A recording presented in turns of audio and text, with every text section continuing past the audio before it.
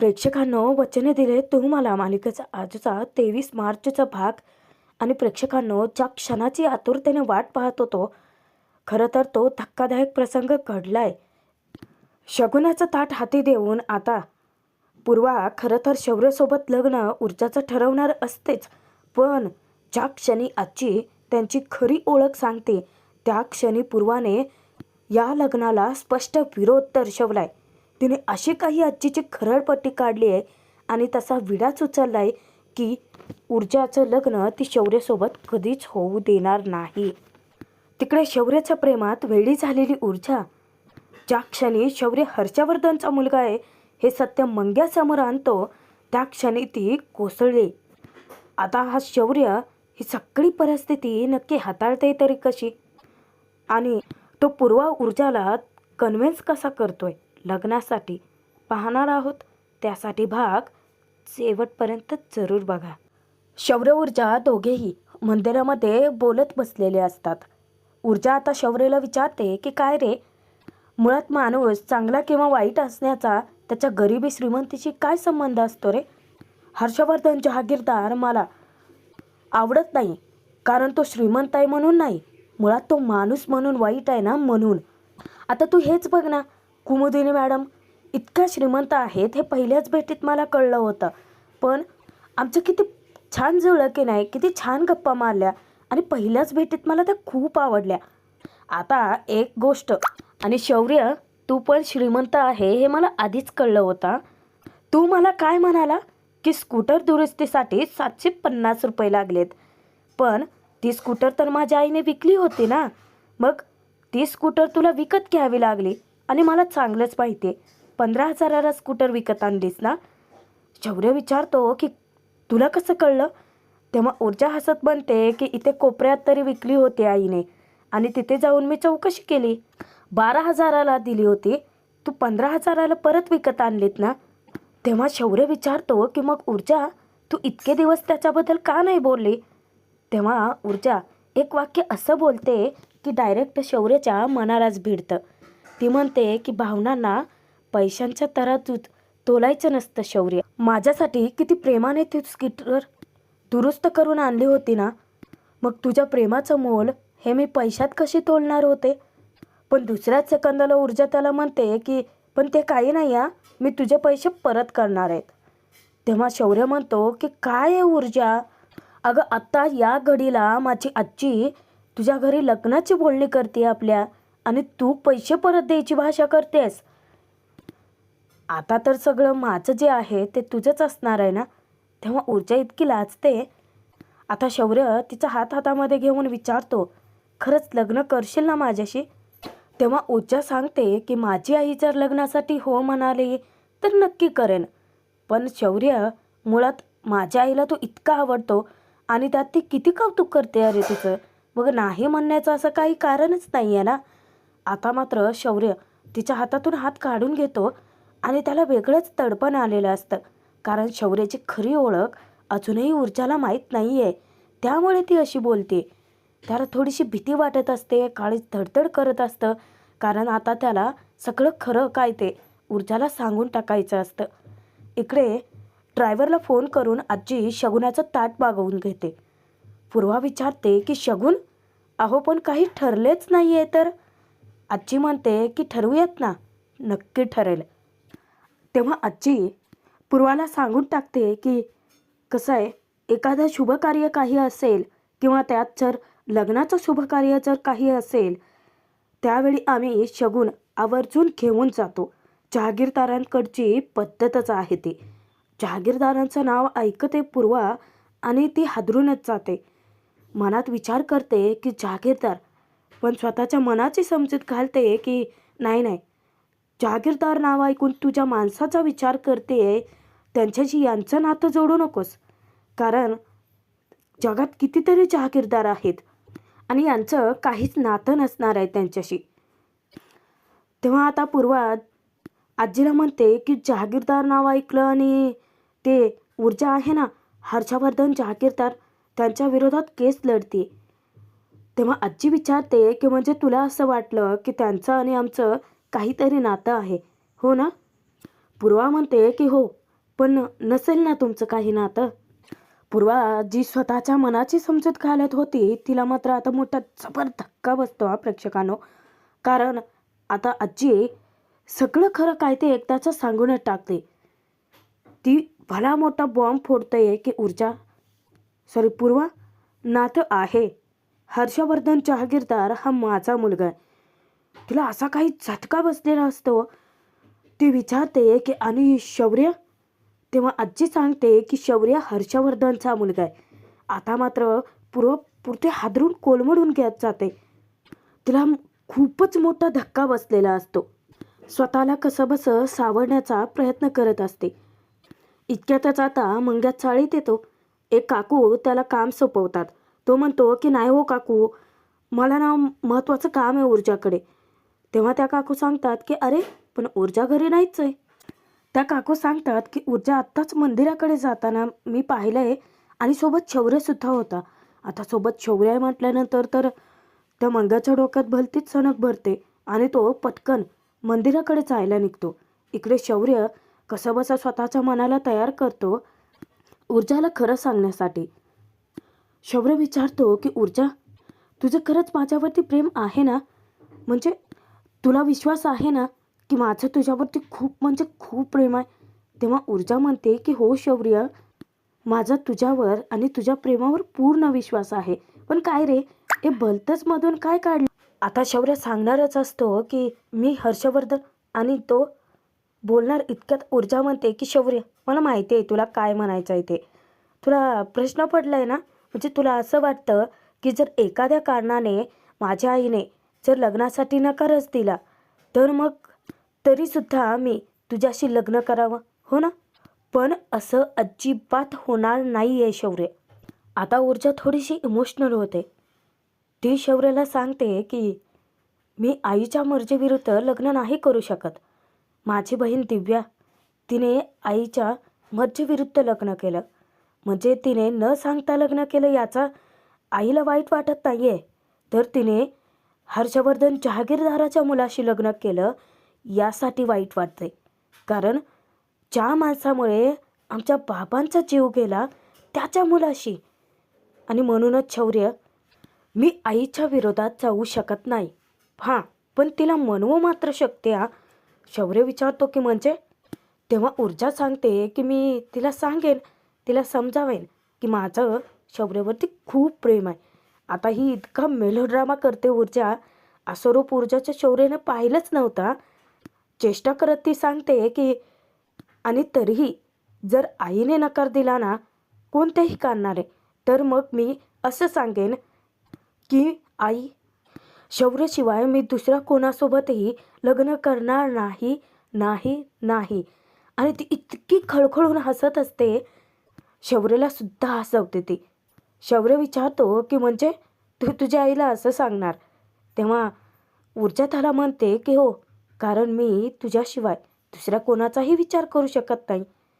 आता जी ऊर्जा शौर्यबद्दल इतकं भरभरून बोलते, खरं काय ते समोर आल्यानंतर पुरते आतून हालून कोलमडूनच जाणार आहे याची कल्पना शौर्यला असते. आता ऊर्जा शौर्याचं इतकं तोंड भरून कौतुक करते. शौर्यला ती म्हणते की खरंच शौर्य, तू खूप म्हणजे खूप चांगला व्यक्ती आहेस. म्हणजे जसं चहा आणि खारी मेड फॉर इच अदर आहेत ना, अगदी तसंच. तू म्हणतोस ना इनसेपरेबल. शौर्य आता गालातच असतो.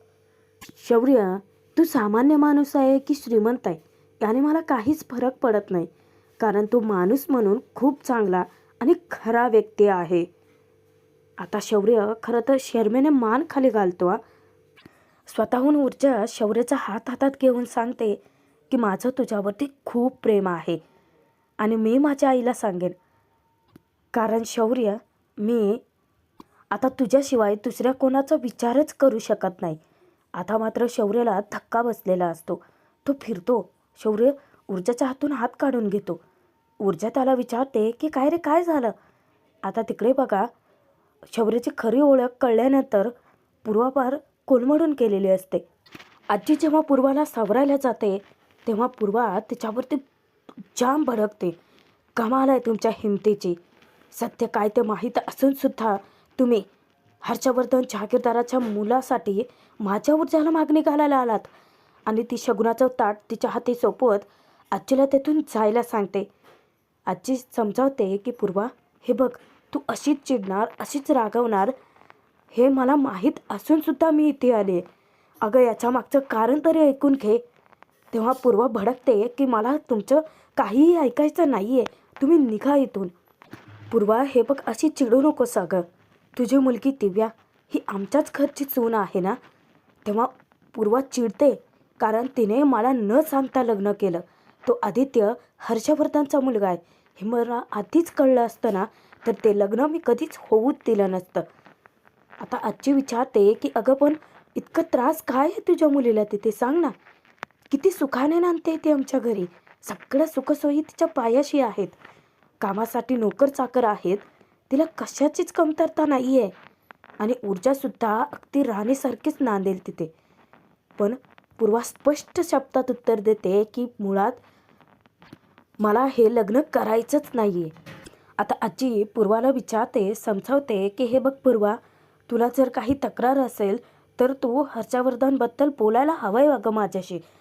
आता पूर्वा इतकीच चवताळते, कशासाठी, काय गरज आहे, कोण आहात तुम्ही आमचे? मला त्या हर्षवर्धन जहागीरदाराची सावलीसुद्धा नको आहे माझ्या घरावरती. ऊर्जाची केस लढते ना त्याच्या विरोधात, ते सुद्धा मला आवडत नाही आहे. पण मी गप्प आहे माझ्या मुलीच्या हट्टासाठी. तुम्हाला वाटलंच कसं त्या हर्षवर्धन जहागीरदाराच्या मुलाशी मी माझ्या ऊर्जाचं लग्न लावून देईल? खोटं बोललात तुम्ही. 1 मिनिट, ऊर्जाने तुम्हाला शौर्यसोबतच्या लग्नाची बोलणी करायला सांगितली म्हणजे ऊर्जाला माहिती आहे की हर्षवर्धन जहागीरदाराचा मुलगा आहे शौर्य? आणि ती तप्त होऊन जाते आजी. पूर्वा तर अगदी सुन्न पडलेली असते. आता तिकडे वेळ येते ऊर्जाला खरं काय ते कळायची. शौर्य ऊर्जाला म्हणतो की मला तुला काहीतरी सांगायचं आहे. पण ऊर्जा वेगळंच काहीतरी बोलत असते. ती म्हणते की तुला हेच म्हणायचं आहे ना की तुला फुल कॉन्फिडन्स आहे की तिकडे माझ्या आईने लग्नासाठी होकारही दिला असेल. तुला सांगू का शौर्य, जेव्हा त्या मुलाशाला बोलवून घ्यायला आई फोन करत होती ना, तेव्हा इतकी धाकधूक होती माझ्या मनात, काळीच माझं धडधडत होतं. आणि तेव्हा मला कळलं की माझं तुझ्यावर खूप खूप खूप प्रेम आहे. मला सतत वाटत होतं की तू सतत म्हणतो की तुझं माझ्यावर खूप प्रेम आहे आणि तरीही तू तुझ्या घरच्यांना का घेऊन येत नाही. म्हणूनच तर मी तुला फोन केला होता. म्हणजे तो थोडासा अबोलासुद्धा मला सहन झाला नाही. आणि तेव्हा मला कळलं की माझं तुझ्यावरती खूप प्रेम आहे. आता शौर्य इतका वैतागतो, चिडतो, थांब यार ऊर्जा, मला तुला काहीतरी सांगायचं आहे.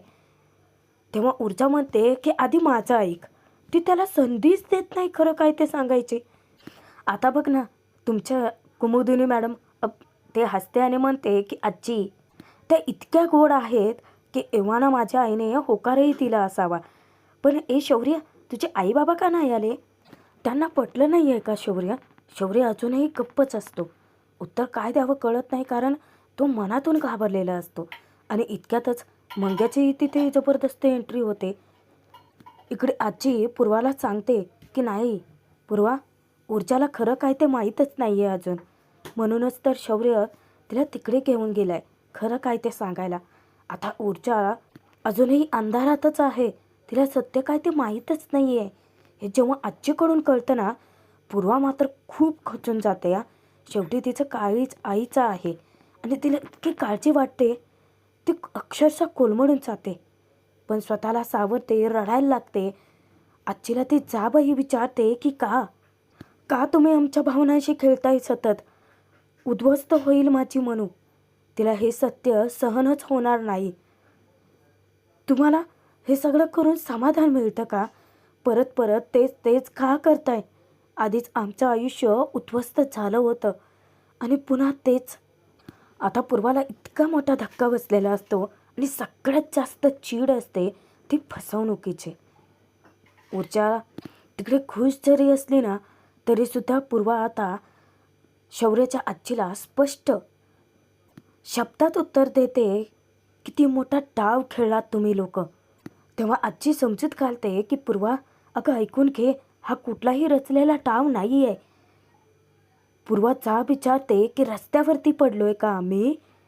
तुम्हाला काय वाटतं की माझ्या ऊर्जासाठी जगात दुसरं घर कुठलं मिळणारच नाही आहे? इथे फक्त हर्षवर्धन जहागीरदाराचंच घर आहे का? जगात एकमेव त्या माणसाचं घर जरी उडलं ना, तरीसुद्धा मी माझ्या ऊर्जाचं लग्न त्याच्या मुलाशी, शौर्याची, होऊच देणार नाही. आमच्याशी खोटं बोललात आणि खरं काय ते माहिती असूनसुद्धा तुम्ही लग्नाची मागणी घालायला इथे आलात. लाज कशी काय वाटली नाही तुम्हा लोकांना? तेव्हा आजी म्हणते पूर्वाला की हे बघ पूर्वा, तू तुझ्या ऊर्जाच्या सुखाचा विचार कर. पूर्वा जाब विचारते की म्हणजे तुम्हाला असं वाटतंय का की ऊर्जाचं सुख हर्षवर्धन जहागीरदाराच्या घरातच आहे? पूर्वा आजीचा हात धरून खेचत ऊर्जाच्या बाबांच्या फोटोकडे बोट दाखवत सांगते की तुमच्या मुलामुळे आत्महत्या केली ऊर्जाच्या बाबांनी, आणि तरीही तुम्हाला वाटलंच कसं की या लग्नासाठी मी होकार देईन किंवा ऊर्जा तयार असेल? आता आजीसुद्धा तिथे रडायला लागते बरं का, कारण तिचाही जीव तितकाच कळवळत असतो जितका पूर्वाचा तळमळत असतो. पण शेवटी ज्याचं दुःख त्यालाच माहिती ना. आता इकडे नेमका मंग्या ऊर्जा शौर्याकडे येतो. शौर्याच्या खांद्यावरती हात ठेवून हसत असतो. शौर्य ऊर्जा दोघेही उठतात आणि जेव्हा शौर्य विचारतो की मंग्या तू इथे काय करतोयस, मंग्या म्हणतो की मित्रा, अरे हा तर प्रश्न मी तुला विचारायला पाहिजे, तू इथे काय करतोयस? ऊर्जा विचारते की मंग्या तुझं काही काम आहे का?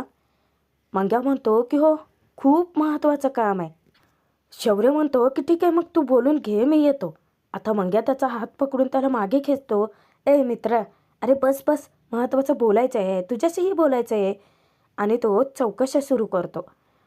आधी तो शौर्याला विचारतो की काय ॲडव्होकेट शौर्य, बाय द वे कुठे काम करता तुम्ही?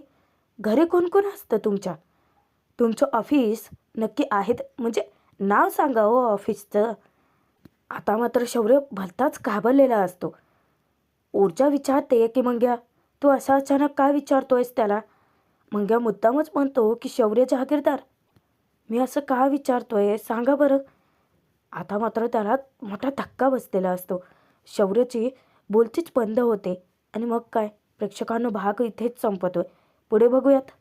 पूर्वा आजीवरती भडकते की तिकडे तुमचा मुलगा माझ्या मुलीला कोर्टात छळतोय आणि इथे लग्नाची मागणी घालायला आलायत तुम्ही. मी ऊर्जाचं लग्न कधीही होऊ देणार नाही शौर्याशी. तिने आता विडाच उचललाय आणि ती ऐकून घेण्याच्या मनस्थितीतच नाही आहे. तिकडे आता मंग्या दुसरा धमाका करतो. ऊर्जाला तो सांगतो की ऊर्जा, तुला फक्त याचं नाव माहिती आहे, पूर्ण नाव कुठे माहिती आहे? आणि तो पुराव्यासहित दाखवतो की बघ, शौर्य हर्षवर्धन जहागीरदार. आता ऊर्जा खालीच कोसळते. शौर्य तिला समजावायला जातो, पण आता ऊर्जाला ऐकूनच घ्यायचं नसतं.